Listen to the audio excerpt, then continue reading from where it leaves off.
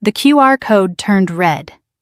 The woman behind the check-in counter froze, her eyes darting from the screen to my face and back again, like she was checking a photograph against a memory. My father was still laughing at his own joke, the one where he told me not to embarrass him. Then a 4-star general walked straight past 3 United States senators, past a room full of people who'd spent their whole careers trying to get noticed in Washington, and saluted me. My father's mouth was still open. He hadn't figured out yet that the joke was on him. I've stood in rooms with live gunfire close enough to feel the pressure change in my chest. I've briefed men with more stars on their shoulders than I could count, men whose decisions moved battalions. But nothing in 20 years of service prepared me for how small I felt standing at the east gate of the White House next to my own father. It was a warm morning in early June, the kind where the humidity hasn't fully committed yet, but you can feel it waiting behind the breeze. My dress uniform was pressed sharp, my ribbons in order, nothing flashy, nothing that would catch a stranger's eye unless they knew exactly what they were looking at. That was fine by me.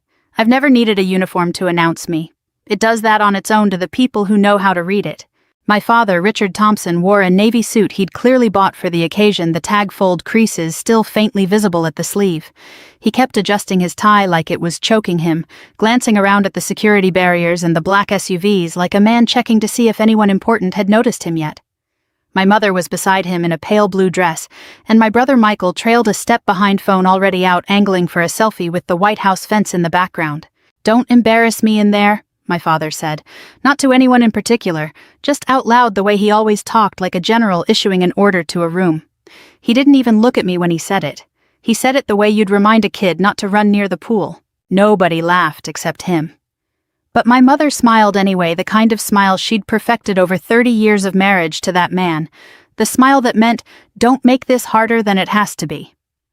Michael snorted, half amused, half not really listening. I didn't say anything.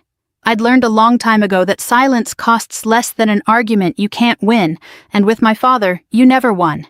You just decided how much of yourself you were willing to spend trying. We reached the security line. I handed over my invitation, a plain envelope with government letterhead that my father had glanced at earlier and assumed was some formality tied to his old golfing buddy, a retired colonel he liked to mention at dinner parties.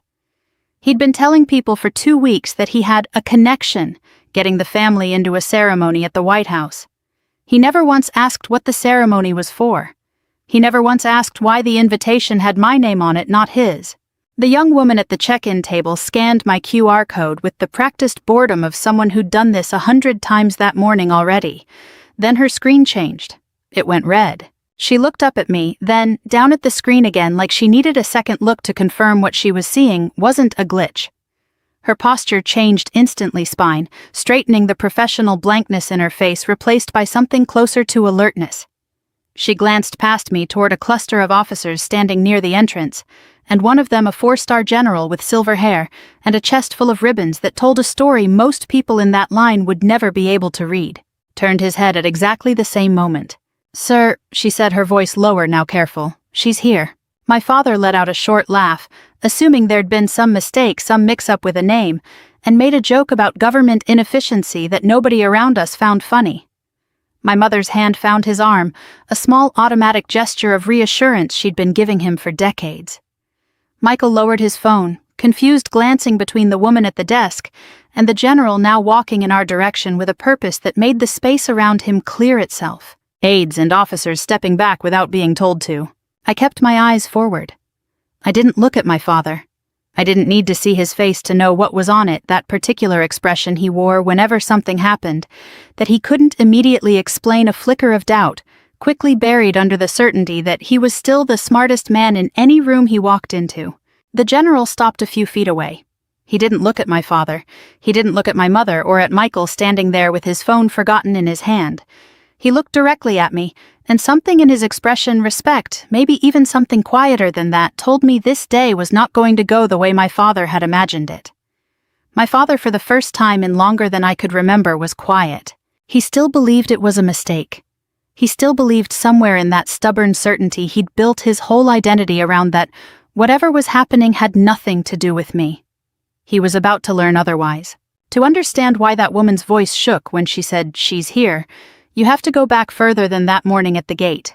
You have to go back almost 30 years to a house in a quiet Ohio suburb where the furniture was always a little too nice for how tense the air usually was.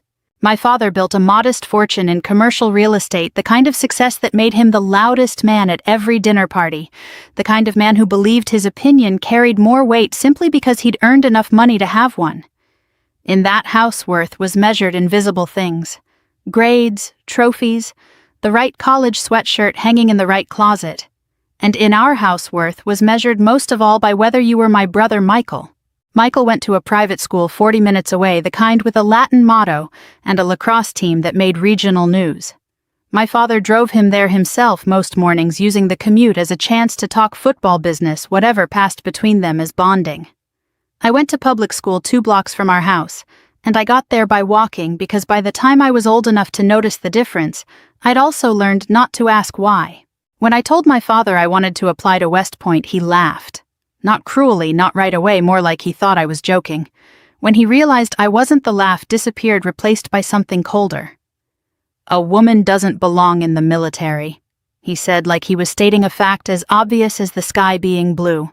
He said it at the dinner table in front of my mother, in front of Michael, like it wasn't even a controversial thing to say in his own home. I got the scholarship anyway. I filled out the applications myself, sitting at the kitchen table after everyone else had gone to bed, using a second-hand laptop with a cracked corner. I remember the acceptance letter arriving on a Tuesday. I remember reading it twice in the driveway before I even brought it inside, because some part of me needed a moment alone with it before my father found a way to make it smaller. He didn't come to my graduation.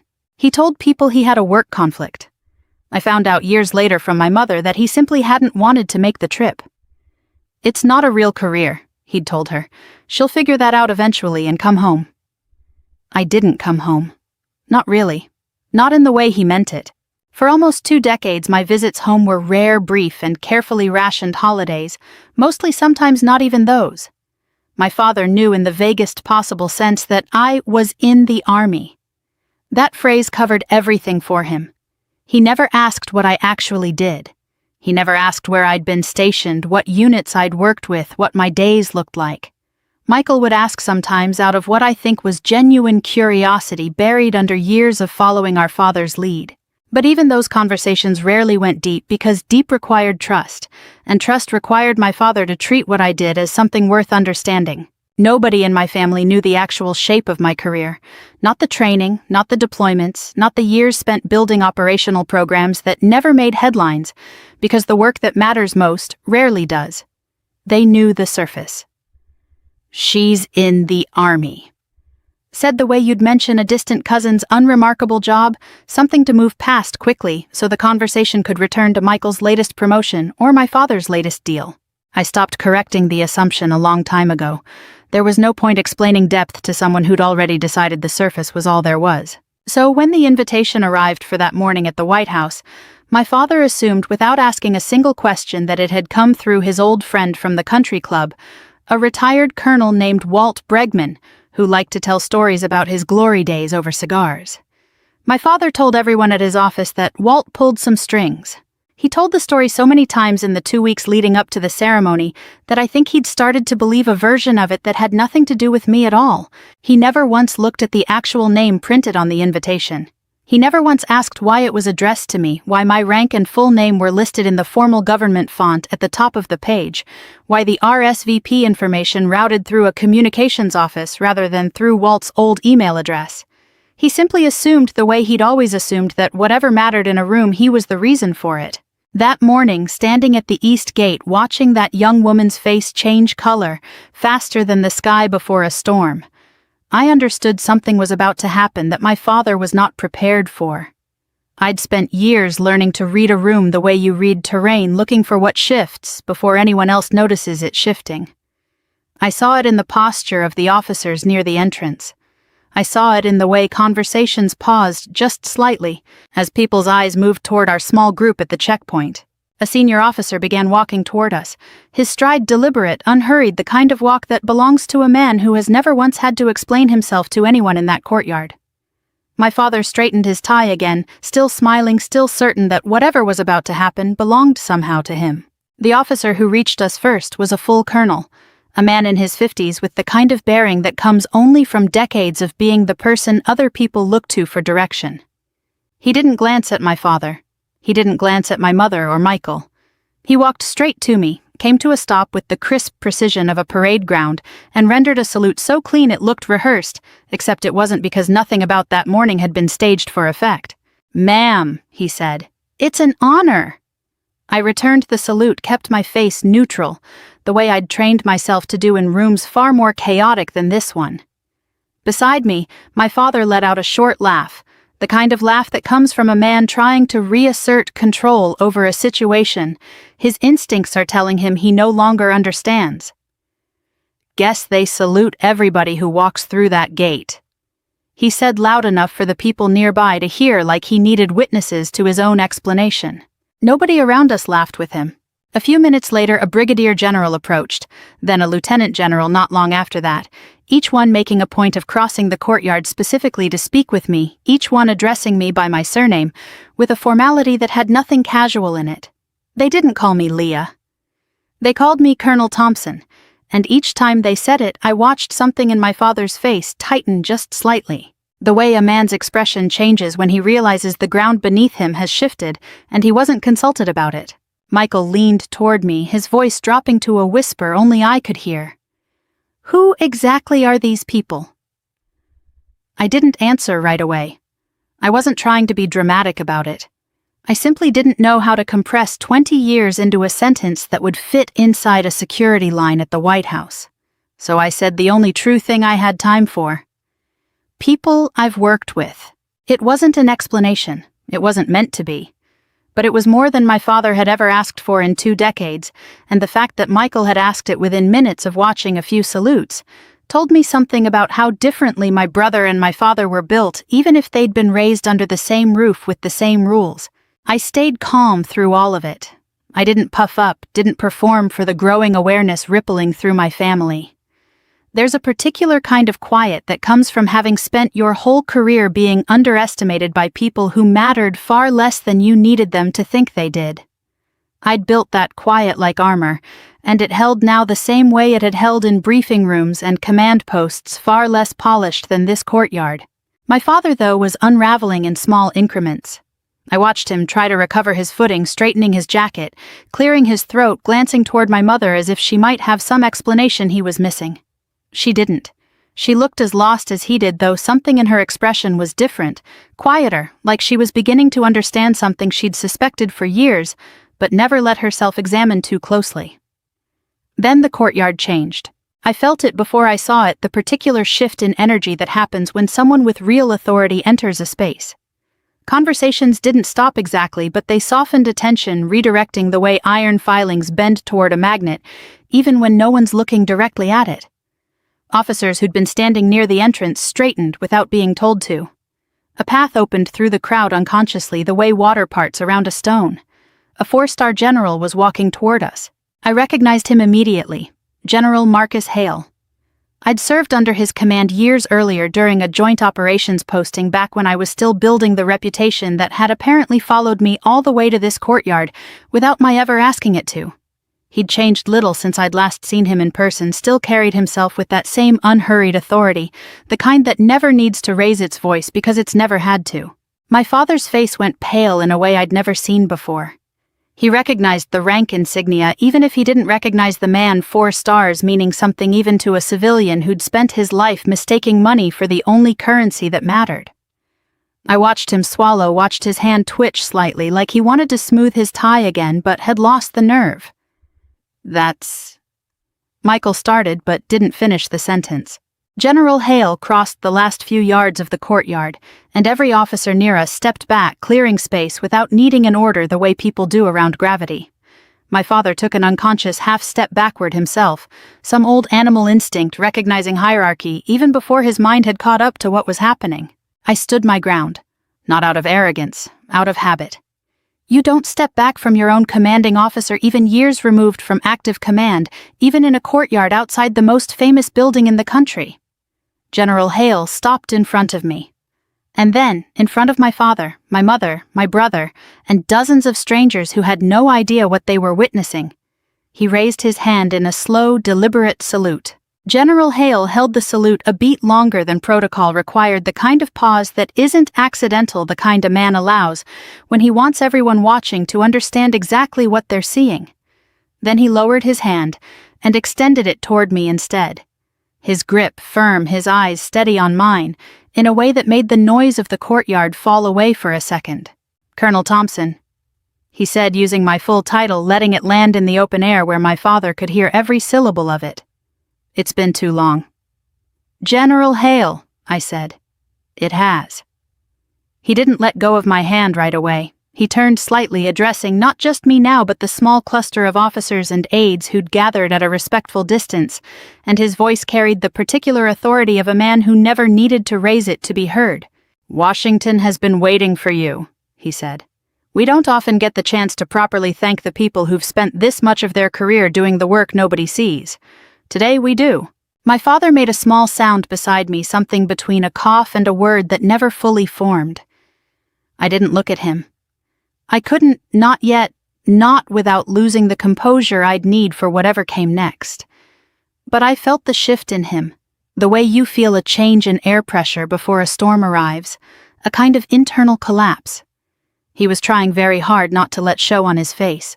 For 20 years my father had introduced me, when he introduced me at all, as "My daughter, she's in the army." The way you'd mention an appliance you didn't fully understand but assumed was functional. He had never once used a title. He'd never once asked what my title was. In that courtyard, hearing a 4-star general say, "Colonel Thompson," like it was a name that meant something, I watched my father experience for the first time in his adult life. The particular vertigo of realizing he'd been wrong about something fundamental for far too long to easily forgive himself for it. An aide approached with a quiet efficiency, murmuring something to General Hale before turning to me. "Ma'am, they're ready for you in the East Room. If you'll follow me." I nodded, and General Hale stepped back to let the aide guide me forward. My father found his voice at exactly that moment, stepping forward himself, his hand half raised like he might reach for my arm, the way he used to reach for Michael's shoulder in photographs. "I'm her father," he said to the aide, his voice carrying a note I'd never heard from him before, something almost pleading dressed up as authority. "We should be able to go with her." The aide's expression didn't change. It wasn't unkind, just professionally immovable, the practiced blankness of someone who deals with exactly this kind of request every day and has learned to answer it the same way every time. "I'm sorry, sir. Only invited principals beyond this point." My mother's hand found my father's arm again, that same automatic gesture, though this time it didn't seem to be reassuring him so much as holding him in place. Michael stood very still, watching all of it, with an expression I couldn't quite read, something between shock and the beginning of understanding. "Today, she's our guest." The aide added gently, the words landing with more weight than she probably intended. I turned to look at my father, then just once, just long enough to see his face fully. I'd expected anger. I'd built a version of him in my mind over decades that always responded to being challenged with anger, the same anger that had followed every disagreement at every dinner table of my childhood. But this wasn't anger. This was something closer to grief, the particular grief of watching a version of your life quietly close a door behind it while you're still standing on the wrong side. I didn't say anything to him. I wasn't ready to. 20 years of silence doesn't dissolve in a courtyard just because a general said your name correctly. I followed the aide toward the entrance. My mother and Michael and my father left, standing near the security checkpoint, waiting like guests at a party they hadn't realized they were peripheral to. I could feel my father's eyes on my back the entire walk, and for the first time in my life I understood what it must have felt like for him to stand somewhere and not be the most important person in the room. It was a feeling he'd built his whole identity around avoiding, and now, in the one place in America where identity is measured with the most precision, he had no choice but to sit inside it. The doors of the White House opened ahead of me, tall and pale and heavier looking than I'd expected, though I suppose every door looks heavier when you know what's waiting on the other side of it. I glanced back once before stepping through. Not for my father's benefit, not really, but because some old habit in me still wanted to see if he was watching. He was. Standing very still near the checkpoint, his jacket slightly crooked from where he'd adjusted it too many times, his face doing something I didn't have a name for yet. Beside him, my mother looked smaller than I remembered her looking in years, and Michael had his phone back in his pocket, no longer interested in photographs. I turned back toward the doors and walked through them into a room full of people who had spent years waiting to say thank you to a version of me my own family had never bothered to meet. The East Room was larger than any photograph had ever made it look, the ceiling high enough to swallow sound gold moldings, catching the light from 3 enormous chandeliers that must have hung there since long before any of us in that room had been born. Rows of chairs faced a small stage with a podium bearing the seal I'd seen 100 times on paperwork, but never once in person standing this close to it. I found my seat among a handful of other officers being recognized that day. And for a moment I let myself simply breathe, let myself feel the strange gravity of a room built to hold exactly this kind of weight. My father sat somewhere in the guest section several rows back, close enough that if I turned my head at the right angle, I could probably find his face in the crowd. I didn't turn. I kept my eyes forward, the same discipline that had carried me through briefings where the wrong flicker of expression could cost more than anyone in that ceremony would ever understand. The program began the way these things always do. A few opening remarks, an invocation, a color guard presenting the flag with the kind of practiced precision that never stops giving me chills no matter how many times I've watched it. Then the master of ceremonies stepped to the podium and began reading names, and mine came sooner than I expected.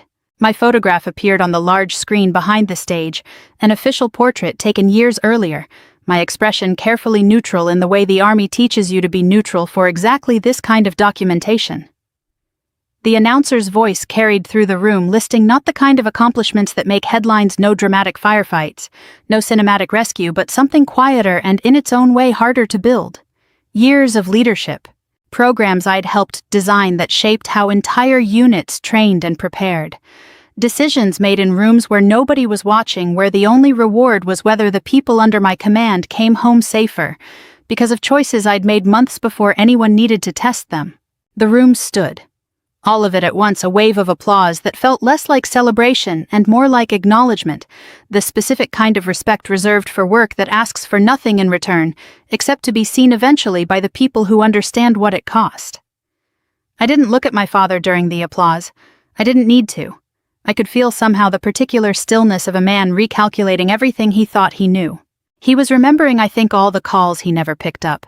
The ones where I'd phone home during a rare stretch of leave, and he'd tell me he was in the middle of something, always something, a golf game, a client dinner, a meeting he swore couldn't wait.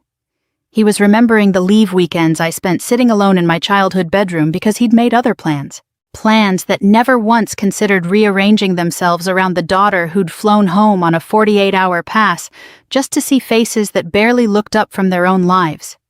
He was remembering every promotion I'd earned that he never asked about, every certificate I'd mailed home that ended up in a drawer instead of on a wall, every quiet victory that passed through our family without leaving a mark on him, because he'd never once made room for it to. I stepped up to the podium when my turn came, adjusting the microphone with a steadiness I'd practiced in far worse circumstances than this. I didn't have prepared remarks, not really, just a few lines I'd turned over in my mind the night before, the way you turn over a stone to see what's underneath it. I didn't mention my father. I want to be honest about that because there's a version of this story where the daughter uses the podium to settle a score, where the speech becomes a public reckoning aimed squarely at the man who doubted her. That wasn't what that moment was for. That wasn't who I wanted to be standing at that podium. Instead, I said something simpler, something that had taken me 20 years and rooms far less comfortable than this one to understand fully. Character is built quietly. I said, my voice carrying further than I expected in a room that size.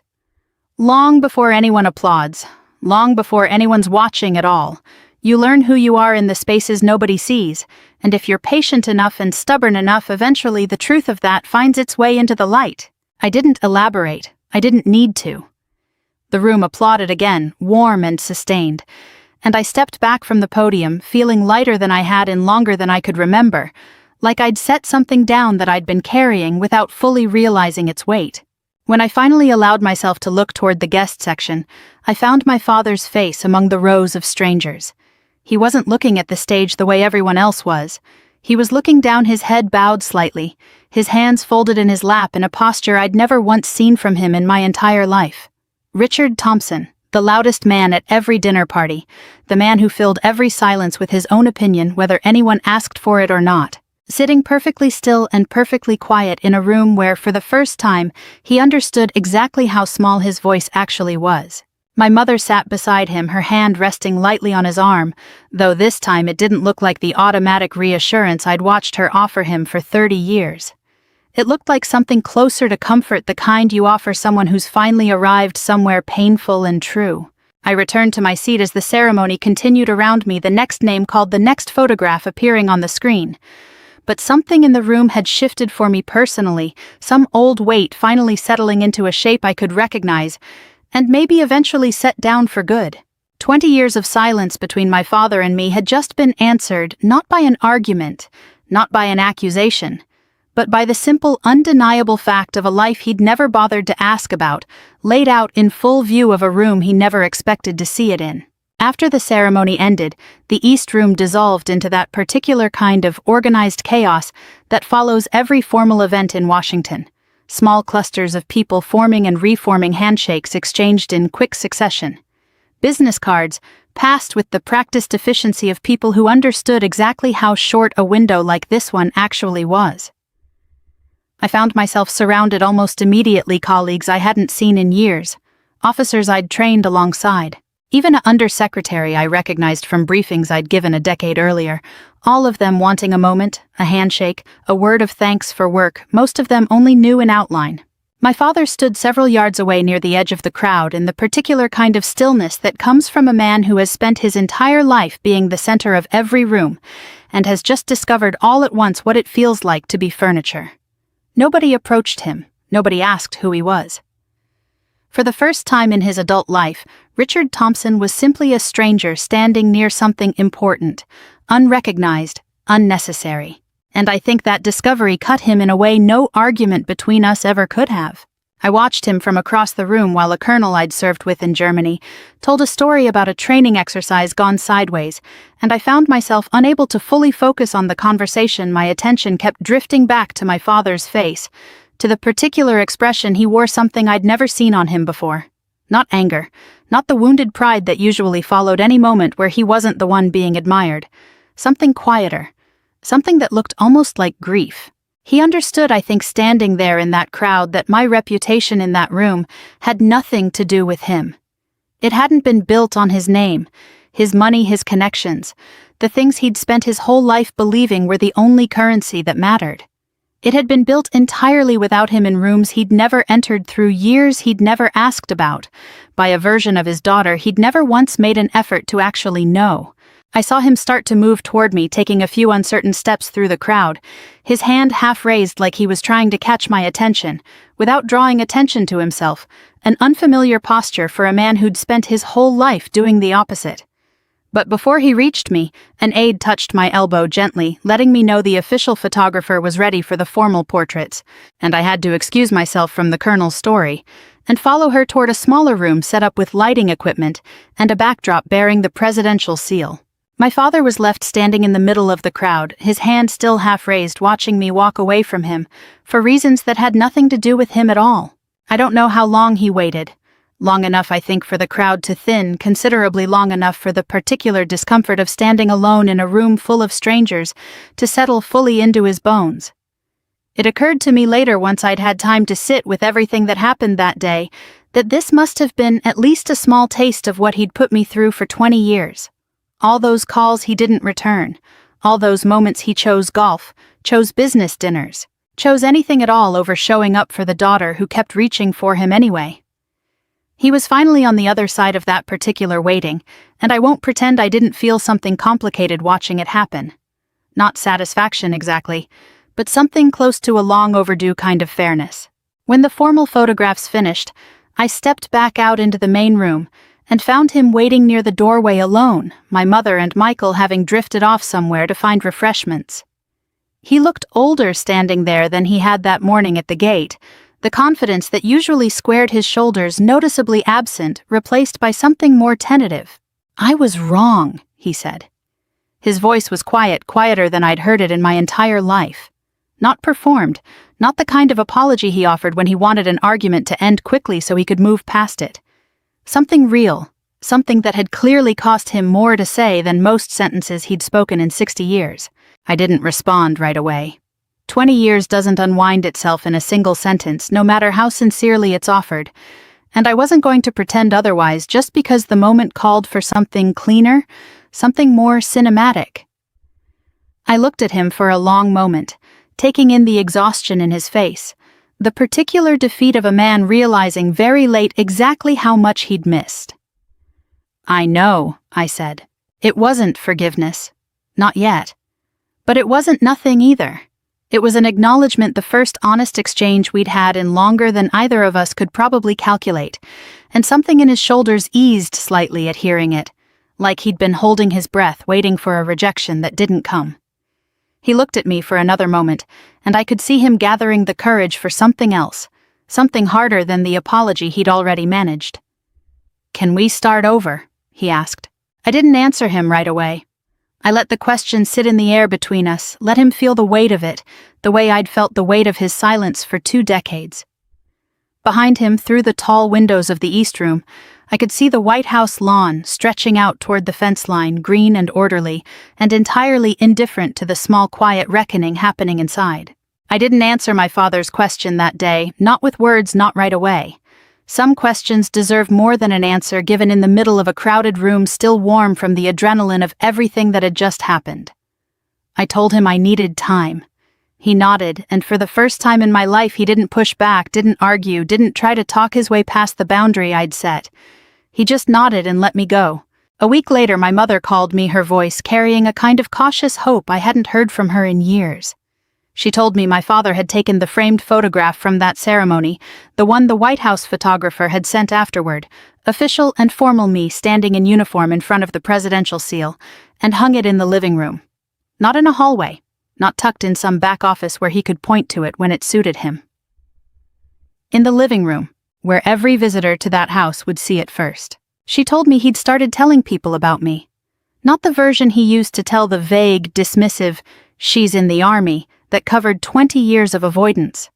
A real version. "My daughter serves this country." He told his golf buddies, the same men he used to bore with stories about his real estate deals and Michael's lacrosse scholarship. For the first time in longer than I could remember, he wasn't leading with his own accomplishments. He was leading with mine. I want to be honest about something, because this isn't the kind of story where forgiveness arrives all at once, wrapped up neatly like the ceremony itself.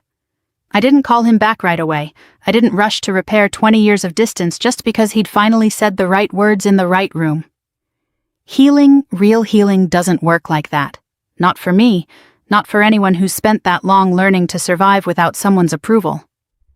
It happens slowly in small deposits, the way trust is always rebuilt one honest moment at a time. Over the following months, my father made those deposits.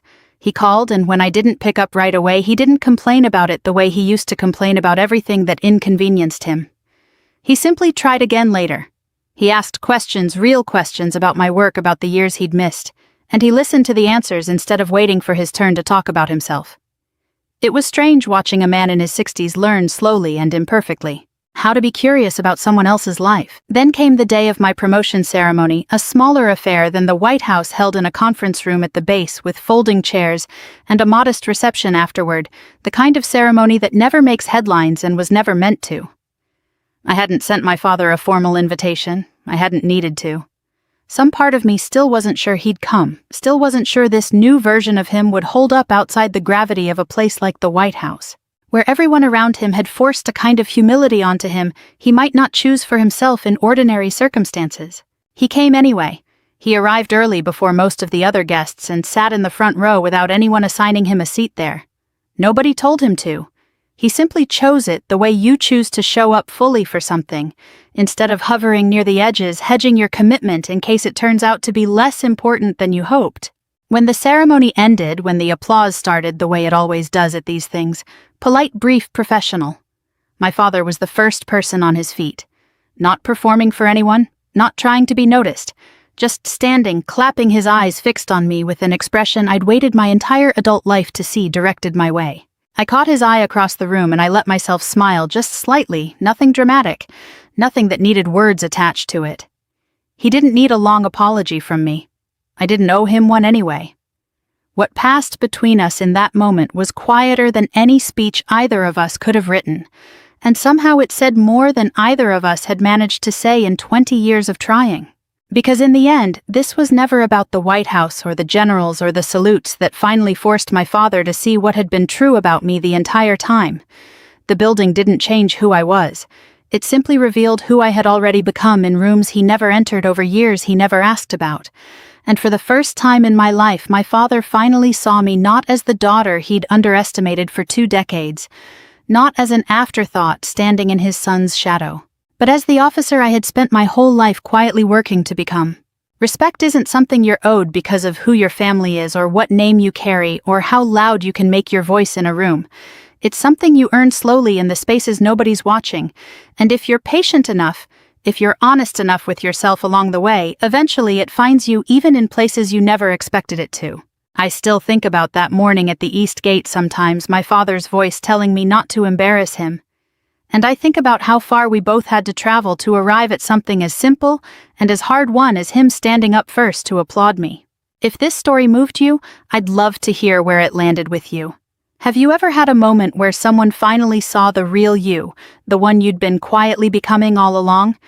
Tell me in the comments, and let me know where you're watching from tonight. We share stories like this one every day, so if you don't want to miss the next one, go ahead and subscribe. Let's keep walking through these stories together.